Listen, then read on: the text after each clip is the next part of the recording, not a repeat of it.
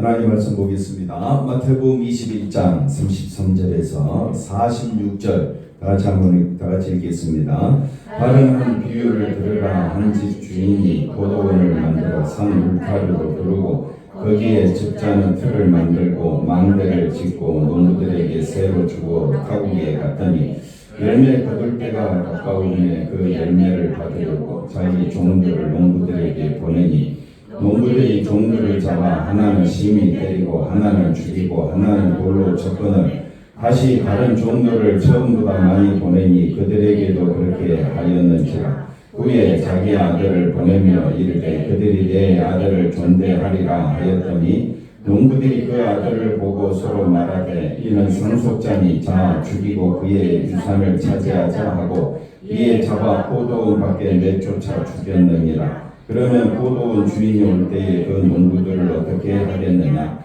그들이 말하되 그 악한 자들을 진멸하고 포도원을 제때에 열매를 바칠 만한 다른 농부들에게 새로 줄지니이다. 예수께서 이르시되 너희가 성경에 건축자들이 버린 돌이 모퉁이의 머릿돌이 되었나니 이것은 주로 말미암아 된 것이요 우리 눈에 기이하도다 함을 읽어본 일이 없느냐. 그러므로 내가 너희에게 이르노니 하나님의 나라를 너희는 빼앗기고 그 나라의 열매 맺는 백성이 받으리라. 이 돌 위에 떨어지는 자는 깨지겠고 이 돌이 사람 위에 떨어지면 그를 가루로 만들어 흩으리라 하시니 대제사장들과 바리새인들이 예수의 비유를 듣고 자기들을 가리켜 말씀하시는 줄 알고 잡고자 하나 무리를 무서워하니 이는 그들이 예수를 선지자로 알미었더라. 아멘.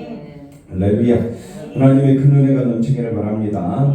오늘은 모퉁이의 머릿돌 대신 예수님에 대해서 살펴보도록 하겠습니다. 예수님이 지금 이제 성전에서 장사하는 사람들을 쫓아내신 그런 사건을 벌이게 됩니다. 그랬더니 대제사장들과 바리새인들이 예수님께 질문을 합니다. 무슨 권세로 이런 일을 하느냐? 그렇게 질문을 했을 때에 예수님께서 첫 번째 말씀을 합니다. 요한의 세례가 어디서부터 왔느냐? 그걸 말해주면 나도 어디서부터 이런 권위를 갖고 왔는지 말해주겠다.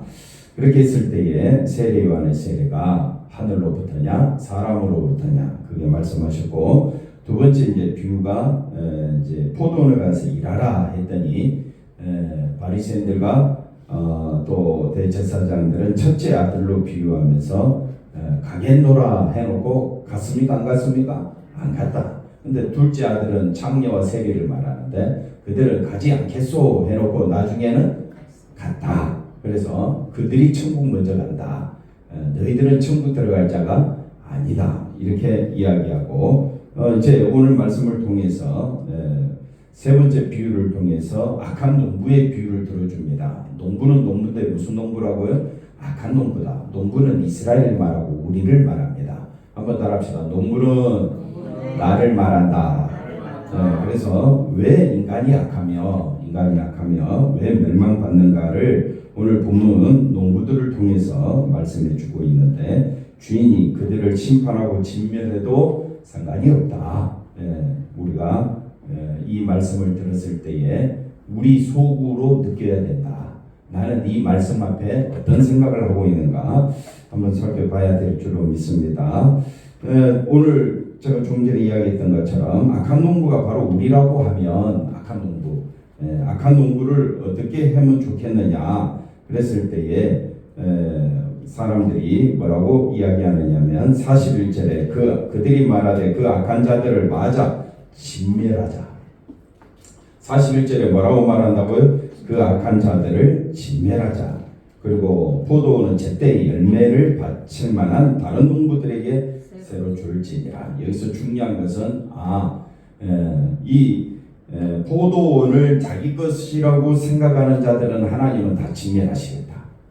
그러면 진멸하지 않는 제때의 열매를 바칠 만한 사람은 누구냐? 제때의 열매를 바칠 만한 사람. 그래서 하나님이 원하시는 열매, 제때의 열매를 바칠 만한 사람. 지금 서기관들과 대제사장들과 유대인들은 열매를 하나님께 바친다고 그렇게 수고를 많이 했는데, 우리가 이제 생각하면 열매를 정상적인 사고방식으로는 신앙의 행위들을 말합니다. 열매가 뭐냐면 지극히 정상적인 사고방식으로는 우리의 신앙의 행위들을 열매라고 합니다. 그게 이제 사람으로서 뭔가 일을 했기 때문에. 근데 정상적인 사고가 아니라 하나님의 사고방식으로서 우리가 열매를 살펴보면 세리와 창녀가 열매를 갖고 있는 거예요. 세리와 창녀. 그러면 세리와 창녀가 무슨 열매를 있느냐? 그들은 자기가 누구인 줄 알았다고요? 죄인 중에 개수인 줄 알았기 때문에 내게에서는 선한 것이 나올 수가 없고 선하신 분은 누구밖에 없습니까? 의에 들어오신 예수님밖에 없으니까. 그들은 자기를 드러냅니까? 예수님만 바라볼 뿐입니까? 예수님만 바라보겠죠. 그게 열매다 이 말이에요. 근데 우리 정상적인 사고방식으로 열매는 뭐냐? 내가 주일 성수했어요. 교회 건축원금 많이 했어요. 구제 많이 했어요. 또 뭐 많이 했다고요? 전도도 많이 하고 기도도 많이 하고 성경도 부지런히 읽었어요. 근데 그건 열매가 아니고 한번 따라합시다. 당연히 해야 할 일입니다. 아니 당연히 해야 할 일을 왜 자꾸 그걸 열매라고 우기느냐 이 말입니다. 그래서 우리의 신앙의 열매는 예수님이 요한의 세례가 어디서부터라고요? 하늘로부터라면 세례 요한이 뭘 증거했습니까? 예수님은 하나님의 어린 양이시고 하나님의 아들로 이 땅에 오셨다.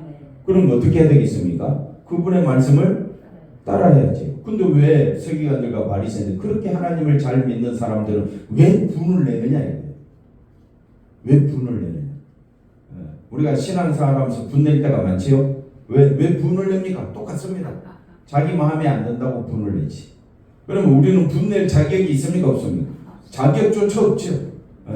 세리와 창녀는 하나님 앞에 내가 착한 일을 했다고 자격을 말할 그런 논할 만한 사람들입니까? 아닙니다. 세울 것이 하나도 없다. 그러니 그건 우리랑 똑같다. 그래서 악한 농부들을 예수님의 말씀을 듣고 사람들이 뭐라고 이야기하느냐? 지멸하는 것이 마땅하다. 그러면 그 악한 농부가 바로 우리들이라. 우리가 지금 신앙생활하면서 뭘 자랑하고 있습니까? 나의 신앙의 행위를 자랑하고 있느냐? 나는 자랑할 것이 하나도 없습니다. 오직 예수님 한 분으로 나는 만족합니다. 내세울 게 첫 번째입니까? 두 번째입니까? 두 번째지. 예수님밖에 없어야 되겠지. 그런데 꼭 또 만나서 이야기하면 또 뭘 갖고 싸워요? 자기가 교회를 얼마나 잘 섬기고 있는, 자기 말이 다 옳대, 자기 생각대로 해야 된대. 그게 교회 안에서 그런 일들이 벌어진 거. 우리는 내세울 분도 예수님밖에 없고 주장할 것도 예수님밖에 없는데 나는 그저 예수님 한 분이면 나는 족합니다. 그런 마음으로 우리가 살아가야 될 줄로 믿습니다. 하나님이 원하시는 제때의 열매를 바칠 만한 농부들이 누구냐? 바로 예수님만 높이는 자가 제때의 열매를 드리는 자다. 그걸 기억하시면 되겠습니다. 사람들은 자신이 악한 농부이고 심판받아 마땅한 존재임을 스스로 인정하지 않는다. 왜냐하면 나는 하나님을 잘 섬기고 있으니까. 그래서 서기관들과 대제사장들과 바리새인들은 세례 요한의 세례를 받습니까? 안 받습니까? 안 받습니다. 예수님의 성령의 세례를 받습니까? 안 받습니까? 안 받습니다. 성령의 세례가 뭡니까? 내가 죄인됨을 고백하는. 그래서 어떤 사람들이 와서 믿음이 크다, 믿음이 있다라고 인정받느냐? 나사렛 예수야. 나사렛 예수야. 나를 불쌍히 여기소서. 이런 사람들이 믿음이 있다고 인정받습니다. 그래서 믿음이라는 것은 절대 나를 보면 된다, 안 된다. 우리가 이제 어떤 사람을 두고 이야기할 때, 저 목사님은 신앙이 대단해, 저 장로님은 신앙이 대단해, 속으로 생각할 수 있지만 겉으로 표현하지 마라. 우리의 신앙 행위는 내가 누구만 자랑하면 되는데, 예수님만 자랑하면 되는데, 사람들이 신앙을 평가할 때 예수님만 자랑하는 것을 평가합니까? 행위를 가지고 평가합니까? 행위를 가지고 평가한다. 그게 세상에서는 정상적인 사고방식이다. 그러면 정상적인 사고방식으로는 바리새인들과 대제사장들이 예수님께 독사의 새끼들을 하고 저주받아야 됩니까? 칭찬받아야 됩니까? 칭찬받아야죠. 세상적인 사고방식으로는. 그렇게 하나님 말씀 열심히 지켰는데. 근데 어렵고 힘들 때일수록 말씀을 지켰는데 예수님은 오셔서 오히려 그들에게 독사의 자식들아, 사단의 자식들아 라고 책망을 했을 때는 예수님의 사고방식과 우리의 사고방식은 완전히 다르다. 우리는 뭘 보고 판단한다고요? 행위를 보고 판단하는데 우리 주님은 우리 속을 다 아신다. 우리에게 선한 것이 있다 없다? 없다. 그래서 스스로 하나님 잘 섬기고 있으니까 나는 악한 농부일지라도 너보다는 낫다라는 이런 생각들은 버리라.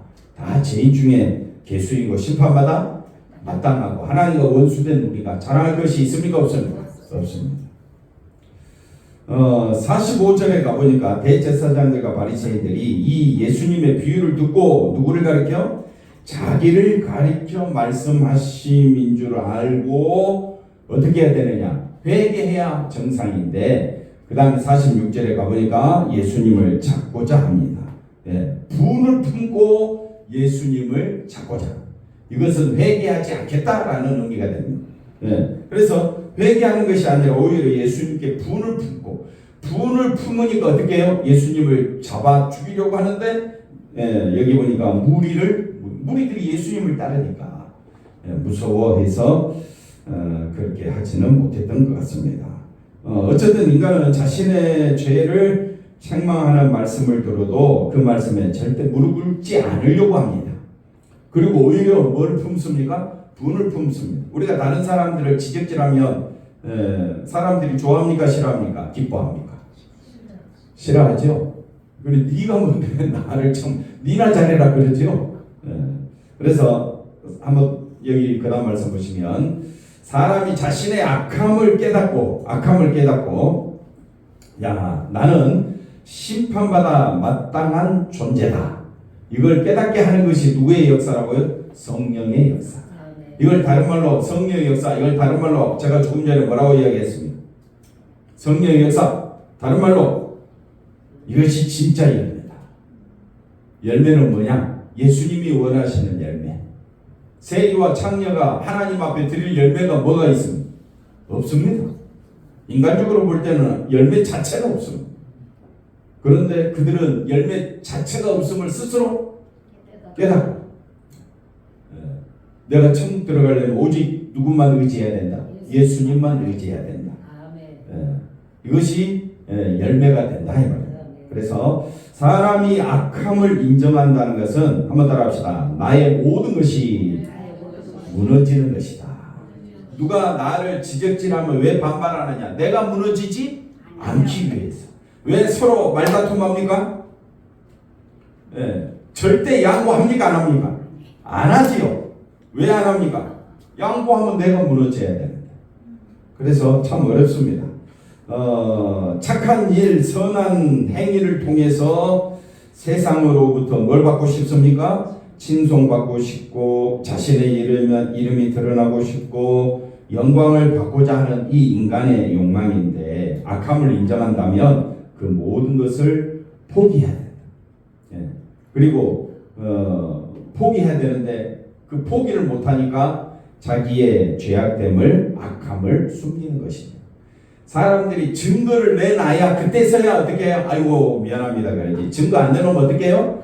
얼마나 거짓말을 잘하게 해요. 그래서 참 사람은 믿을 만한 사람이 있다 없다? 없다. 그래서 우리는 교회 올 때마다 예수님 아니면 우리는 아무 가치가 없는 존재임을 깨달아야 될 줄로 믿습니다. 예수님의 말씀을 들은 사람들이 예수님을 찾고자 하는 것도 나는 오라. 대제사장들과 그 다음에 장로들이 서기관들이 바리새인들이 나는 신앙생활 열심히 했어. 선한 일 열심히 했어. 금식도 했어. 11조를 드렸어. 말씀대로 살려고 내가 얼마나 힘썼는데 나는 오라. 나는 절대 무너지지 않아. 그러니까 그 표현이 결국은 예수님을 향하여 어떻게? 아니 예수님이 우리를 향하여 욕하시네. 그래서 예수님을 찾고자 그들은 필사적으로 이렇게 자기들의 행위를 보여주고 있습니다. 이게 화요일 사건입니다. 그러니까 이제 예수님 잡혀 돌아가시기 금요일날 잡혀 돌아가셨으니까 화수목금 이렇게 이때 벌어지는 사건입니다. 그다음 보시면 끝까지 이 바리새인들은 의의 자리에 있는 사람이 있다고 했습니까? 없다고 했습니까? 없지요. 근데 하나님의 의로운 백성으로 존재하고 구원을 받을 자격이 있는 사람으로 남기를 하지만 이스라엘은 존재 자체가 하나님의 은혜로 존재하고 자신들이 하나님의 은혜로 이스라엘이 된 거지 자신들의 행위로 된 것이 아니다 이 말입니다. 이스라엘이라는 민족이 존재 가치가 있는 것이 아니라 뭐가 존재가 있느냐? 하나님의 언약. 그 언약을 완성하러 오신 분이 누구냐? 예수님. 그래서 예수님 때문에 이스라엘이 존귀한 거다. 아멘. 다시 말하면 예수님 때문에 아브라함의 자손이 존귀하고 예수님 때문에 예수님을 믿는 저와 여러분은 아브라함 자손이 되어서 오직 우리는 죽을 때까지 누구만 바라보자? 예수님만 바라보자. 나의 은은 있다 없다? 없습니다. 천국에 상이 있다면 예수 믿는 그 자체가 상이다. 예수 믿는 것이 상이고 들어가는 것만으로도 나는 이미 많은 상을 다 받았다. 이걸 아셔야 합니다. 이스라엘은 자신의 이스라엘다움은 악한 자신들을 버리지 않고 이스라엘로 붙들고 계시는 그 하나님의 언약이 있고 자신들에게 언약을 하시고 그 언약을 성취하기 위해 행하시는 그 하나님의 은혜와 사랑에 감사하는 그 자체가 이스라엘다움이다. 그런데 하나님 앞에 은혜와 감사해야 되는데 자기가 더 의롭다고 여기니 하나님의 아들로 오신 예수님보다 누가 더 의롭다고요? 자기들이 더 의롭다고 여기니 이게 말이나 되는 소리입니까? 이스라엘은 오히려 하나님이 보낸 선지자를 죽이고 심지어 언약의 성취자로 오신 예수님까지 죽이려고 합니다. 그래서 자신들이 주인인 인생을 원했기 때문인데 한번 따라합시다. 이것이 지극히 정상적인 사고다. 지극히 정상적인 사고는 누구 중심? 자기 중심. 근데 하나님 중심의 사고방식은 자기를 부인하고 자기 십자가를 지고 남을 나보다 낫게 여기며 오직 예수님밖에 없습니다. 네, 내게서 누가 나온다? 예수님이 나오도록 하는 것은 하늘의 사고방식, 성령의 사고방식인데 세상 사람들은 누가 자기 인생의 주인이에요? 자기. 그걸 다른 말로 뭐라고요? 지극히 정상적인 사고방식, 세상적인 사고방식. 그래서 예수 믿는 사람과 안 믿는 사람은 대화가 된다 안 된다? 안 됩니다. 세상 사람들은 지극히 합리적이고 세상적이고 지극히 자기를 주장하는 정상적인 사고방식으로 대화를 하고자 하는데 예수 믿는 사람은 누가 나의 왕이다? 예수님이. 예수님이 나의 왕이고 나는 죄인 중에 개수고 나는 지금 이대로 나는 만족합니다. 나는 지금 이대로 예수님 한 분으로 기뻐합니다. 아멘이 좀 작지요? 그게 하늘의 사고방식이다.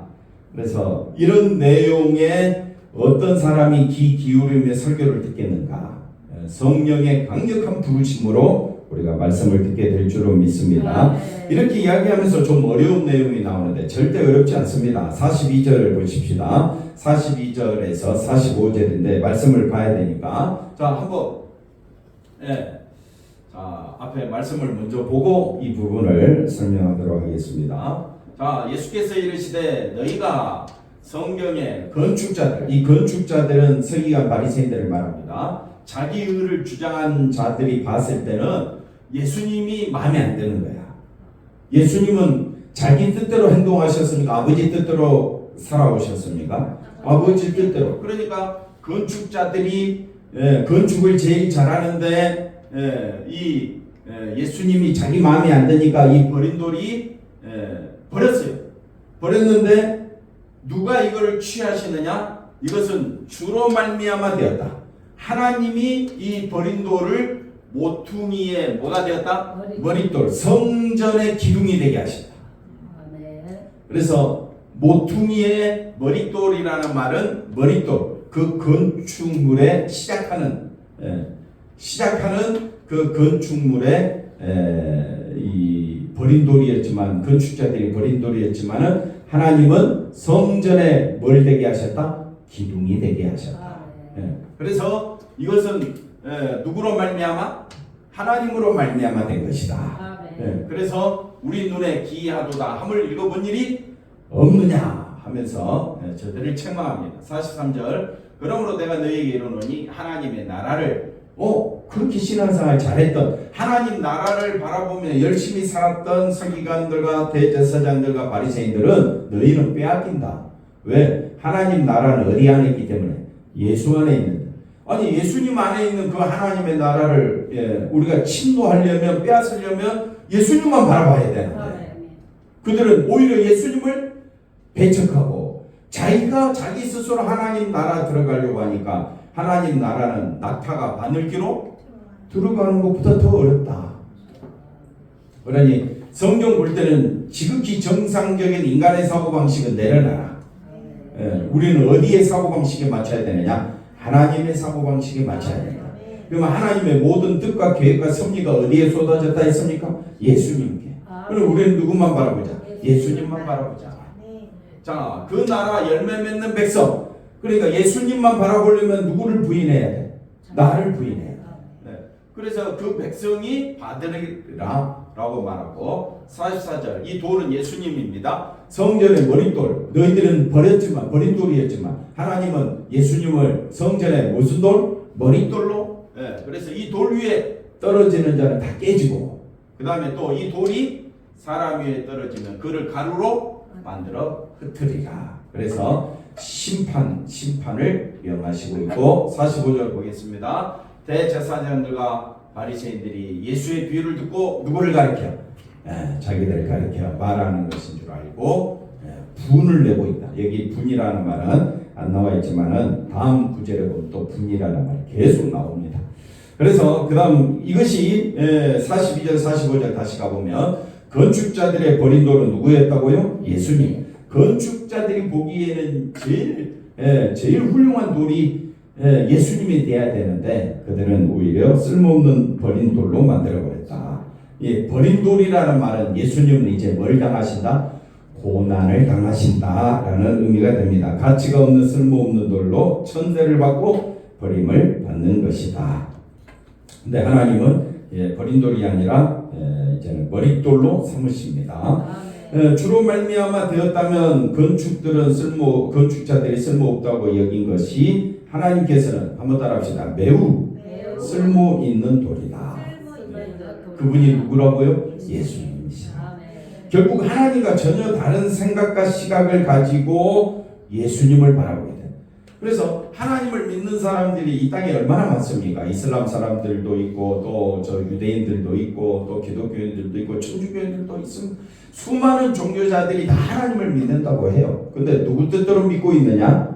자기 뜻대로 믿고 있으면 곤란하다. 그건 하나님을 가장 잘 섬겼다는 유대인들과 바리새인들이 어떻게 됐습니까?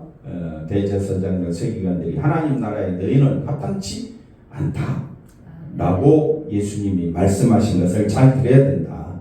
그래서 같은 생각, 예수님과 같은 뜻, 같은 마음, 같은 생각이 아니면 안 된다. 우리도 지금 무슨 생각을 갖고 살고 있느냐? 여러분의 생각 속에 항상 아침에 일어나거나 저녁에 주무실 때까지 항상 all day, all time 항상 누구 중심으로? 예수님 중심으로 생각하면 예수님 중심으로 항상 동전양면이라 했죠. 나는 진노받아 마땅하고 오직 영광은 누구에게만 돌려야 된다? 예수님께만. 그 사고방식으로 우리가 살아가야 할 줄로 믿습니다. 그래서 천국과 상관없는 멸망의 자식이 되어서는 안 되는 겁니다. 천국 백성이라면 하나님의 뜻과 일치된 뜻, 그것은 누구만 바라보자? 예수님만 바라보자.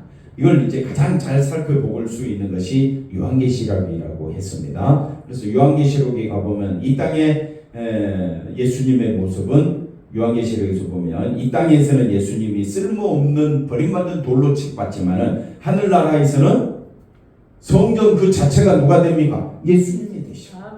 예수님 안에서만 우리가 영원한 안식을 누리는 영광의 모습을 우리는 쓸모 있는 돌로 여기시는 영광의 예수님을 요한계시록에서 볼 수가 있다. 아멘. 그러니 우리는 온 힘을 다하여 예수님만 바라봐야 될 줄로 믿습니다.